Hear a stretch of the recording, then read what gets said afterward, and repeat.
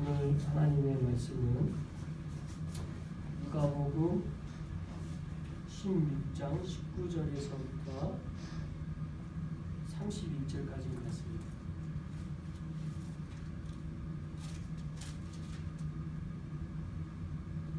누가복음 16장 19절에서부터 31절까지 말씀 저와 여러분이 한 절씩 읽어보도록 하겠습니다.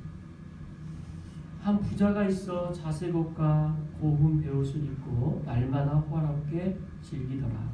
그런데 나사로라 하는 한 거지가 헌데 투성이로 그의 대문 앞에 버려진 채 그 부자의 상에서 떨어지는 것으로 배불리려 하며 심지어 개들이 와서 그 헌데를 핥더라. 이에 그 거지가 죽어 천사들에게 받들려 아브라함의 품에 들어가고 부자도 죽어 장사가 되네. 그가 우부에서 고통 중에 눈을 들어 멀리 아브라함과 그의 품에 있는 나사로를 보고 불러 이르되 아버지 아브라함이여 나를 긍휼히 여기사 나사로를 보내어 그 손가락 끝에 물을 끼워 내 혀를 서늘하게 하소서. 내가 이 불꽃 가운데서 괴로워하나이다. 아브라함이 이르되 예 너는 살았을 때에 좋은 것을 받았고 나사로는 고난을 받았으니 이것을 기억하라.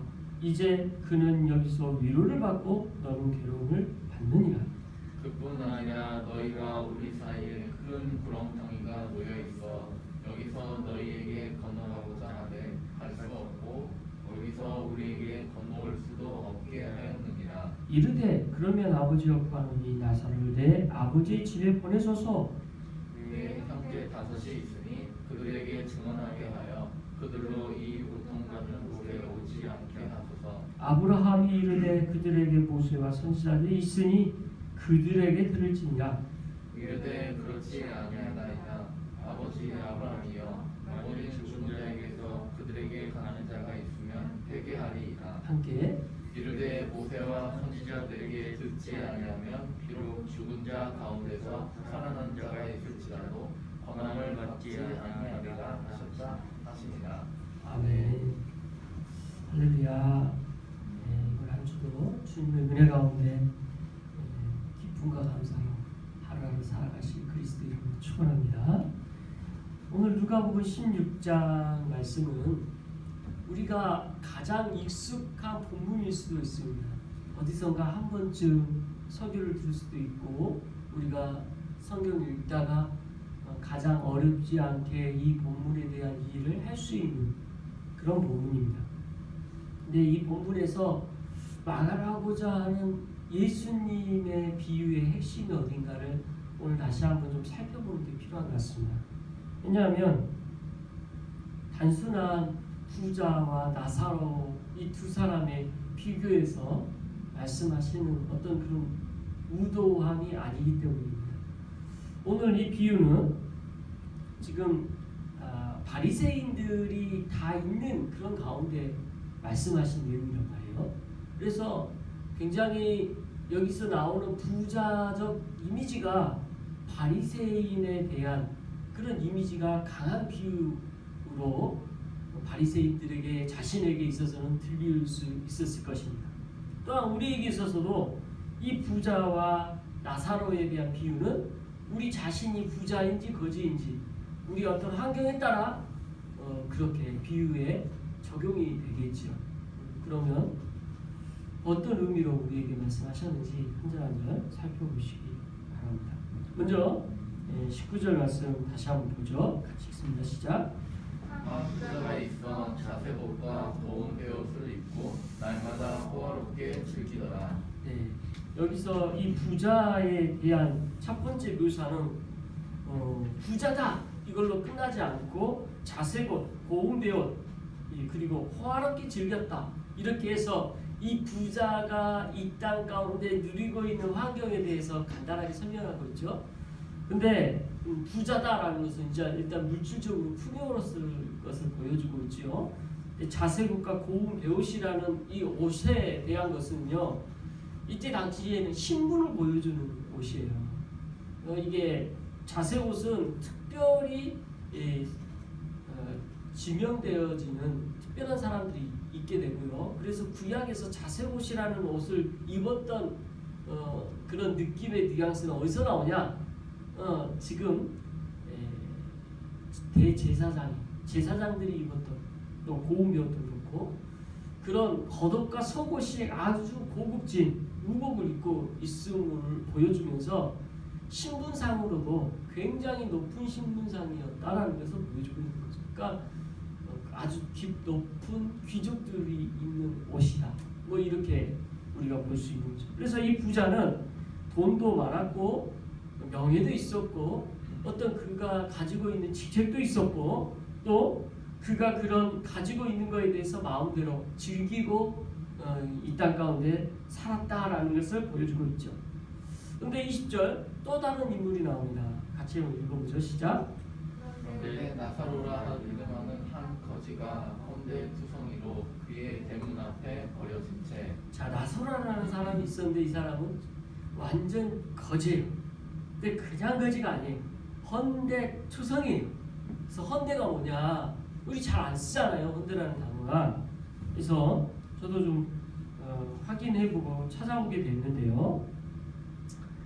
여기서 헌데라는 이 단어는 병을 지칭하는 표현인데 괴병에 걸리다, 궤양에 걸리다, 종기가 나다. 그래서 일종의 피부병인데요. 피부에 올라온 그것이 헐어가지고 종기처럼 막 이게 헐어서 물집이 막 생겨서 고름이 막 나오고 그런 걸 생각하면 돼요. 상상하기도 싫죠. 예. 근데 막 그게 종기와 고름이 번복이 된 그런 병. 그러니까 사람들이 가까이 하고 싶지도 않은 그 얼굴도 보고 싶지 않은 왜냐면 너무 그 피부병이 그 사람 아프게 보이는 그런 병이기 때문에 가까이 가고 싶지 않은 그런 병이었단 말이에요. 그냥 그걸 딱 여기서 표현해요. 그래서 근데 헌데 투성이었다. 한 군데만 그렇게 몸에 피부병이 생겨서 그런 게 아니라 온몸이 그랬다는 거죠. 이제 뒤에서 보면 이걸 걔가 핥어. 그러면 이게 고통이 어마어마할 거예요. 근데 이 사람은 이미 몸이 이렇게 되면 움직이기가 쉽지 않고 일을 정상적으로 할 수가 없어. 이제 그걸 비유적으로 표현한 거죠. 이 나사로라는 사람은 육체적인 아주 치명적인 병이 있어서 오래 살 수가 없는 그런 병이었고 이 병 때문에 이 사람은 지금 너무 고통스러운 가운데 있고 그러니까 먹는 문제, 이거 입는 문제가 어떠한 것도 해결이 안 된 거죠. 그걸 해결할 수가 없어서 이 사람이 택한 방법이 뭐냐? 앞에서 나왔던 한 부자, 그 부자 집 대문 앞에 버려진 채 있었다. 이게 참 이제 이 두 사람의 이제 생명인 거죠. 그래서 이 나사로라는 사람의 환경이 이해가 되죠. 그러니까 양쪽이 완전히 너무 상반된 이 땅에서의 삶이에요. 한 사람은 가장 밑바닥의 삶을 살고 있었고 또 한 사람은 가장 최고의 부유와 명예와 이 땅에서 누릴 수 있는 걸 다 누린 그런 사람이었다라는 거죠. 자, 21절 읽어봅니다. 시작. 그 부자의 상에서 떨어지는 것으로 배불리려 하매 심지어 개들이 와서 그 헌대를 핥더라. 예, 부자의 상에서 떨어진 것으로 배불리하렸다. 이게 이제 땅에 떨어진 것에 대해서 배불리한다. 이 표현은 그 예수님의 비유에서도 나오죠. 예수님 비유에서 땅에 떨어지는 부스러기 이런 식의 표현을 한 번 하신 적이 있는데 한 여인이 개들도 땅에 부스러기를 먹고 산다라는 표현으로 했던 비유들이 생각이 나는데 연결을 해보면요, 땅에 떨어진 부스러기는 뭘 뜻하냐? 이런 음식, 이거는 사람이 먹을 수 없는 부정한 거예요. 그러니까 이때 당시 문화가 뭐냐면, 뭐 오늘날 우리도 마찬가지지만 땅에 떨어진 거 훅훅 불어서 먹을 수 있지만 이때 당시 문화권에서의 기본적인 생각은 뭐냐면 땅에 상에서 떨어지게 되면 이 떨어진 음식은 부정한 것이 돼서 이걸 먹으면 아프거나 부정한 사람이 돼버리기 때문에 먹을 수가 없는 거예요. 그러니까 사람으로서는 먹어서는 안 돼. 그래서 결국 누가 먹게 돼요? 개가 먹게 되는 거예요. 근데 이제 그런 의미로서 여기서 땅에서 떨어지는 거란 말이에요. 그러면 지금 나사로라는 이 사람은 지금 자기 스스로 어떤 마음을 갖고 있는 거예요? 이미 이 부자에게 뭔가 바라는 게 없어. 그 사람에게 뭔가를 동양하려고 하는 의도가 아니라 이미 먹을 수 없는 거 먹겠다라는 뜻이잖아요, 지금. 그렇죠? 그러니까 어떤 뭐 동양하고자 하는 그런 의지를 보여준 게 아니라 단지 그들이 뭐 버릴 거, 먹을 수 없는 거를 그냥 받아서 그거라도 먹고 생명을 연명하자고 하는 그런 맥락이 되는 거죠. 그러니까 참 이 본문 보면 너무 고통스러워요. 나사로라는 삶이 얼마나 고통스러웠을까. 아무리 비유해도 그죠? 막 상상이 돼. 그렇게 그 사람, 그 부자에게 뭔가 피해를 주거나 그 사람을 힘들게 하거나 그럴 의도는 아니에요. 근데 이 사람이 현실적으로 물질을 벌 수 있는 상황도 안 되고 환경도 안 되니까 어쩔 수 없이 이렇게라도 하고 살아야 되는 상황이었던 거죠. 그거라도 해서 배를 채우려고 했는데, 그런데 그런 와중에 개들이 와서 그 헌대를 핥으니 얼마나 그 육체적 고통이 가중되었겠어요. 너무 고통스러웠겠죠. 그런 가운데 이제 22절로 가는 거죠. 같이 읽습니다. 그 거지가 죽어 천사들에 거슬려 아브라함의 품에 들어가고 여자도 죽어 장사되매. 그래서 그 거지가 이제 죽게 되었고 부자도 죽게 됐어요. 근데 거지는 죽어 하고 장사에 대한 내용이 따로 없지요. 일부러 안 쓰신 것 같아요. 근데 부자는 죽어 장사되었어요. 남은 가족들이 그의 명예와 돈과 모든 것이 갖춰졌기 때문에 할 수 있는 최대한 좋은 장사를 지냈겠죠. 근데 거지는 죽어서 그 다음 표현 천사에게 받들려 아브라함 품에 들어가고, 여기서 아브라함 품에 들어간다는 건 뭐겠어요? 이제 이스라엘에 있어서 아브라함은 아버지잖아요, 아버지. 천국에 들어가서 그의 품에 안겼다. 이것은 마치 우리에게 있어서는 하나님 아버지에 아예 안기는 것 같은 개념인 거죠. 그렇게 천국에 들어간 것에 대한 묘사가 이런 식으로 더 정확하게 표현하면 예수님이 넌 나와 낙원에 있으리라고 했던 표현이 있으니까 낙원인의 어떤 개념으로 아브라함 품에 들어간 거죠. 그리고 부자는 죽었단 말이에요. 장사되었죠. 23절에 이렇게 나옵니다. 그가 음부에서 고통 중에 있었다. 그래서 이 부자는 장사된 다음에 그 장사 가운데 그는 이제 죽었을 때 음부에 갔다. 지옥에 간 거죠. 여기서 간략하게 한 가지 짚고 넘어가자면, 우리가 죽음에 대해서 이야기를 할 때 기본적으로 죽음은 우리 두 가지를 이해해야 돼요. 첫 번째는 우리에게 있어서의 죽음의 상태가 뭐냐, 우리는 죽음에 대해서 어떻게 받아들여야 되냐. 굉장히 공포스러운 단어잖아요, 죽음. 그렇죠? 저도 죽음이라는 이 단어를 배우는 것이 우리 기독교에서 가르쳐야 될 가장 중요한 내용이라고 저는 내용이라고 생각합니다. 이 죽음에 대해서 먼저 배워야 되는데, 죽음은 우리에게 가르쳐진 성경의 지식을 근거하는 신학적 용어로 이거를 설명을 하면 네 가지 죽음에 대해서 말해요. 첫 번째 죽음, 육체적 죽음이에요. 이렇게 몸이 죽는 거죠. 몸이 죽으면 이때 몸이 죽을 때 일어나는 현상은 몸이 우리가 영과 몸으로 구성되어 있다고 믿고 있고, 그래서 영과 육이 분리된다고 봐요. 그래서 영이 지금 우리가 사후세계라고 하죠. 사후세계에 들어가게 됩니다. 다음 두 번째 죽음은 뭐냐? 영적 죽음이라고 해요. 영적 죽음은 하나님과의 단절을 말해요. 그래서 이 하나님과의 단절은 우리가 하나님을 믿지 않은 상태가 영적 단절 상태예요. 우리 죄된 상태. 그다음 세 번째 죽음은 영원한 죽음이라고 하는데, 마지막 심판의 때에 최종적으로 우리가 맞이하는 죽음을 말해요. 네 번째, 만약 예수님을 믿지 않고 이 땅 가운데 살아가게 되면 예수님을 믿지 않고 살아가는 이 순간순간이 죽음으로 가는 길이에요. 그래서 이것을 슬로우 데스라고 표현했고 서서히 죽는 것을 말해요. 그래서 이 네 가지 죽음을 말하고 있어요.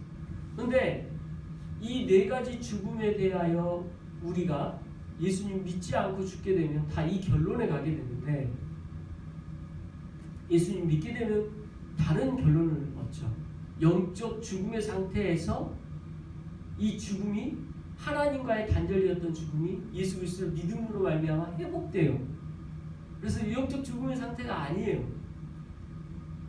우리가 육체적 죽음을 통해서 경험하는 영과 육은 분리돼요. 그러나 사후의 세계로 들어가는 관계가 있지요. 근데 우리가 쉽게 표현하는 천국과 지옥이 있죠. 이 천국과 지옥에 대한 이 개념에서 예수님 믿게 되면 본래 우리가 지옥에 가야 되는 존재였지만 천국으로 가게 되는 그런 은혜를 얻게 되고 영원한 죽음에서 영원한 생명으로 옮겨지게 되고 서서히 죽는 죽음에서 예수 그리스도의 은혜 가운데 날마다 살아가는 생명으로 가는 길이 되는 거예요. 그러니까 완전히 다 달라지죠. 이게 우리가 배워야 될 죽음에 대한 이유입니다. 제가 신학교 다닐 때도요. 이 죽음에 대하여 굉장히 혼란스럽고 이렇게 배움을 제대로 갖지 않았을 때에는 유교에서 말하는 죽음의 개념과 자꾸 짬뽕돼 갖고 제사의 문제도 그렇고 여러 가지 우리가 그동안 배웠던 죽음에 대한 것이 합쳐져 가지고 한 번 죽은 사람이 이 땅 가운데 영향력을 미칠 것 같아. 우리 부모님이 돌아가신 다음에도 나한테 영향력, 이게 제사잖아요. 그렇지 않다라는 거죠. 죽으면 죽는 순간 이 땅과의 단절이에요. 끝이에요. 어떤 영향력도 미치지 않아요.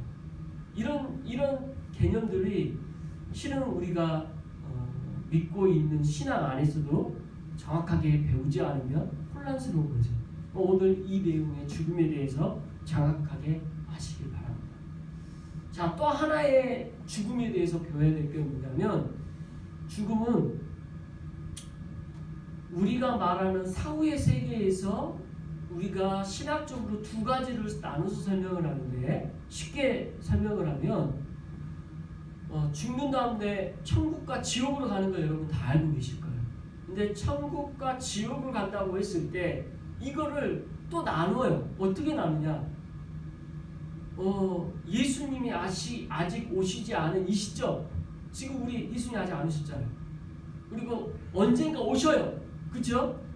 그러면 실제 예수님이 마지막 때에 오신 이후와 지금 현재는 우리가 볼 때에는 천국과 지옥의 개념이 나뉠 수 있다라고 우리는 생각해요. 신학적으로. 그래서 이거를 다른 말로 중간 상태라고 표현하기도 해요. 그래서 먼저 이 땅 가운데 우리가 있을 때 천국과 지옥을 간다고 했을 때 이거를 예수님이 오시기 전 최종적으로 할 때는 천국과 지옥이라고 표현을 하고 지금 예수님이 최종에 오시기 전에 이 상태, 중간 상태라고 표현되지는 이 기간을 다른 말로 음부와 낙원이라는 말을 쓰자 이렇게 해요. 그래서 낙원이라는 말, 음부라는 말이 나올 때에는 최종적으로 우리가 가는 천국과 지옥의 그 전 단계를 표현하는 내용이구나라고 우리는 신학적으로 이해합니다. 근데 이게 실제 우리가 죽잖아요. 그러면 음부나 지옥, 그 다음에 천국이나 낙원 이 개념이 의미가 있을까요? 전혀 의미 없어요. 왜요? 우리는 영원한 상태에 들어가게 돼요. 영원이라는 우리가 알 수 없는 초월적인 시간 공간적인 곳으로 가기 때문에 이 땅에서 우리 이해할 수가 없어요. 다만 신학은 우리의 인간의 눈으로 설명하고자 하는 진술이 필요하기 때문에 그 진술 가운데 이런 내용들을 알아요. 그래서 죽음에 대해서 두 가지를 우리가 알고 있어야 합니다. 자, 그럼 그걸 우리가 생각하면서 오늘 본문 계속 보죠. 지금 이 비유는 그래서 예수님께서 그걸 의도하시지 않은지 모르겠지만 중간 상태에 있는 상태를 이야기하는 게 더 자연스럽잖아요, 그죠? 그럼 음부로 가는 거야, 이 사람은. 그래서 음부의 상태에서의 이곳이 지옥과 어떤 식으로 형태가 다른지 우리 아무도 알 수가 없어. 안 가봐서. 우리가 천국 지옥 가보면 알겠죠 나중에. 근데 여기 있는 비유의 내용 그대로 한번 보자고요. 자, 24절 말씀 같이 한번 읽어보겠습니다. 시작. 불러오며 이르되 아버지 아브라함이여 나를 긍휼히 여기사 나사로를 보내어 그 손가락 끝에 물을 찍어 내 혀를 서늘하게 하소서. 내가 이 불꽃 가운데서 괴로워하나이다. 이 사람이 아버지 아브라함이여라고 부른 것은 왜 그럴까요? 이 사람은 자기가 이스라엘 사람이었고 실제 육체적으로 그 뭐라고 그러죠? 혈족, 피를 나눈 실제 후손이기 때문에 그렇죠. 나는 진짜 아브라함 후손이야. 이런 그래서 아버지라 부를 수 있는 그런 거죠. 이렇게 불렀기 때문에 분명히 그는 그 후손인 게 아브라함 후손인 게 맞는 것 같습니다.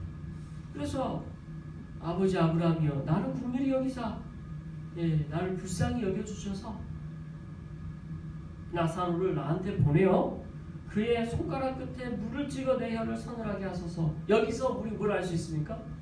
지금 끝에 물을 찍어서 이렇게 한다는 것은 그 지금 있는 그곳이 음부라는 곳이 굉장히 목이 타는 그런 고통을 느끼고 있다는 것을 알 수가 있죠.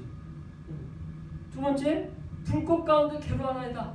우리 눈에는 잘 모르겠지만 실제 음부라는 곳은 불이 활활 타오르는 그런 곳 같은데 거기서의 그 고통을 그대로 괴로워하면서 우리가 막 탈진하는 그런 고통과 동시에 그 뜨거움을 계속 느끼는 그런 곳이라는 것을 알 수가 있습니다. 그래서 24절에 음부가 어떤 곳인가를 아주 간접적으로 우리가 보여주는 거죠. 근데 지금 비유니까 이게 이 사실적 묘사라고 우리가 다 알 수는 없잖아요. 그죠? 근데 일단 우리가 알 수 있는 정보를 최대한 총동원해서 상상하는 거룩한 상상을 해볼 수 있는 거예요. 자, 25절 같이 한번 읽어봅니다. 시작. 아브라함이 이르되 너는 살아갈 때 좋은 것을 받았고 나사로는 고난을 받았으니 이것을 기억하라. 이제 그는 여기서 위로를 받고 너는 괴로움을 받느니라. 그래서 아브라함이 그 부자에게 말한 내용인데 한 가지 말합니다. 이 땅 우리가 살고 있는 이 땅 가운데에서 두 사람의 삶에 대한 평가를 하는 거죠. 나사로는 어땠고 부자는 어땠냐. 근데 저는 이 말씀 보면서 우리가 질문할 수 있는 게 하나 있는 것 같아요. 이 땅 가운데 우리 부자로 살면 안 되나요? 라는 질문이죠. 어떻습니까? 우리가 이 땅 가운데 이 본문에서 교훈하고자 하는 부자로 살면 안 된다라는 뉘앙스로 말씀하신 겁니까? 아니에요. 25절의 핵심은 이 땅 가운데 살 때 하나님을 믿느냐 믿지 않느냐에 있어요. 그 뒤에도 계속 나오죠. 하나님을 나사로를 믿었고 부자는 안 믿었어요. 그래서 그에게 있어서의 소망이 나사로에게 있었던 것과 부자에게는 없었던 것. 그러니까 하나님 없이 사니까 그 삶 가운데 자기 마음대로 살았던 삶의 대가가 그에게 있었던 것을 강조하는 거지 부자로 살았다라는 것에 초점이 있었던 건 아니에요. 그래서 그걸 우리가 명심하면서 이 말씀 계속 살펴보길 바랍니다. 이어서 26절 같이 읽겠습니다. 시작. 그뿐 아니라 너희와 우리 사이에 큰 구렁텅이가 놓여 있어 여기서 너희에게 건너가고자 하되 갈 수 없고 거기서 우리를 건너올 수도 없게 하였느니라. 이 부자가 요청했던 것은 나사로가 자기에게 물을 줘서 고통을 덜 받게 해달라 이거였잖아요. 근데 이제 두 가지 답을 있었는데 첫 번째 답은 지금 이 질문에서 나오는 답이 아니었는데 말을 한 거죠. 지금 고통을 받고 지금 그 위안을 받는 이유가 뭐냐? 실은 신앙 안에 믿고 믿지 않은 게 있었음을 내포하고 있고, 두 번째는 지금 나사로를 보내는 것 자체가 불가능한 걸 말하고 있죠. 지금 상상해보기를 여러분, 지금 음부라는 곳이 있는 곳이 더 밑에고, 그리고 올려다 위로 들여다 보면서 지금 낙원이 보이는 것 같아요. 그래서 마치 그 사이에 구름텅이가 있어서 서로 보긴 보나 그 사이에 건너갈 수 없는 뭔가가 있다는 것처럼 지금 묘사되어지는 거죠. 상상됩니까? 네. 그 음부에서 다 보여. 천국에서 하는 행위들, 그 기뻐하고 감사하고 감격하는 모든 것이 다 보이는데 서로 오갈 수 없는 그런 장소. 아주 우리가 그런 상상을 할 수가 있는 거죠. 이어서 부자가 여기서 이야기를 끝내지 않고 하나나 두 가지 질문을 더 합니다. 27절, 28절 먼저 읽어보겠습니다. 시작. 이르되 그러면 아버지여 구하노니 나사로를 내 아버지 집에 보내소서. 내 형제 다섯이 있으니 그들에게 증언하게 하여 그들로 이 고통받는 곳에 오지 않게 하소서. 자, 이 나사로를 아버지 집에 보내소서. 그럼 나사로 어떻게 하라는 거예요? 부활시켜가지고 죽은 사람을 살려서 보내서 우리 5 형제들한테 나는 여기 왔지만 당신들은 오지 않도록 좀 나사로가 전하는 자가 되냐 안 되냐, 좀 그렇게 하나님 믿을 수 있도록 선포하게 해주십시오 라고 말하죠. 거기에 29절 아브라함이 뭐라고 합니까? 그들에게 모세와 선지자들이 있으니 그들에게 들을지어라 이렇게 나가죠. 이게 뭐예요? 지금 모세와 선지자들은 구약 성경을 뜻해요. 그들에게 구약 성경을 듣게 하면 되는 거지 이렇게 답하시는 거예요. 그럼 이 말은 뭐예요? 이미 그들에게 성경이 주어졌잖아요. 아브라함 후손이니까 그들에게 이미 있는 거 그거 보고 믿으면 되지 왜 이렇게 말을 하니까 그 다음에 30절에 이 사람이 부자가 다시 이렇게 묻습니다. 네, 같이 읽어봅니다. 시작. 이르되 그렇지 아니하나이다. 아버지여 아브라함이여 만일 죽은 자에게서 그들에게 가는 자가 있으면 회개하리이다. 이 부자가 한 번 더 끈덕지게 질문하는 게 뭐냐면, 내 생각에는 지금 죽은 사람이 살아가서 내 5 형제들이 말하면 성경 보는 것보다 훨씬 더 잘 믿지 않을까요? 이 질문하는 거죠. 우리도 상식적으로 이거 납득이 되는 질문 아닙니까? 그죠? 거기에 31절 어떻게 답하시는지 한번 봅니다. 같이 읽습니다. 시작. 이르되 모세와 선지자들에게 듣지 아니하면 비록 죽은 자 가운데서 살아나는 자가 있을지라도 권함을 받지 아니하리라 하셨다 하시니라. 자, 여기서 모세와 선지자들이 듣지 아니하며, 그래서 성경을 듣지 아니하며, 성경을 보지 않으며, 성경에 대해서 말씀에 대해서 알지 않으면 죽은 자 가운데서 살아난 자가 있을지라도 구원받지 않는다라고 답해요. 즉 나사로가 진짜 살아간다고 할지라도 그거 절대 믿지 않는다라는 이야기를 하는 거죠. 그러니까 이건 우리가 역사적으로 예수님 시대 때 너무 잘 나타나잖아요. 이 질문 할 필요도 없는 게 예수님 시대에 예수님을 본 사람들이 다 믿었나요? 라고 우리가 질문하면 끝나는 문제예요. 어떻습니까? 다 믿었습니까? 아니요, 우리가 잘 알듯이 예수님 죽였죠? 죽이기만 해요. 예수님들 제자들 가운데서도 배신한 자가 있었어요. 그게 다가 아닙니다. 그가 가장 가까이 있었던 이들에게서도 비난받고 괴로움당하고 버림받고, 예수님, 하나님 아들이신 예수님도 이렇게 직접 증거하고 나타내심에도 불구하고 믿지 않은데 거짓, 또 살았던 나사로가 살아난다는들 그걸 듣고 믿겠어요? 말도 안 되는 이야기죠. 실은 이게 저는 보면서 인간의 한계구나, 인간이 딱 이렇구나, 우리의 죄성이 말하는 상식이 딱 이럴 수 있겠구나. 오늘 말씀 통해 오늘 보면 다시 한번 그렇게 들어오고, 여러분 어떻습니까? 부자 나사로의 이 비유는 너무 쉬워요. 우리가 이해하기 쉬워요. 그래서 너무 쉽게 넘어갑니다. 그런데 다시 한번 꼼꼼히 살펴보면 이 비유 안에 우리가 말하고자 하는 어떤 상식과 생각이 이 부자에게 너무 우리가 투영돼요. 그게 우리의 모습에 있어요.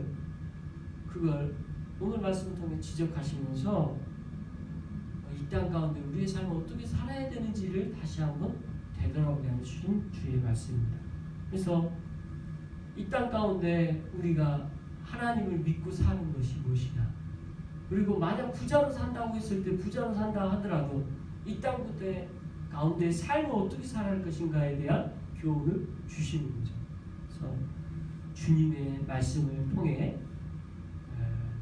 오늘 본문에 대한 내용을 다시 한번 이 한 주간 묵상하면서 하나님께 영광 돌리는 이 한 주의 삶을 사시길 그리스도의 이름으로 축원합니다. 기도하겠습니다. 사랑과 은혜가 풍성하신 하나님 아버지,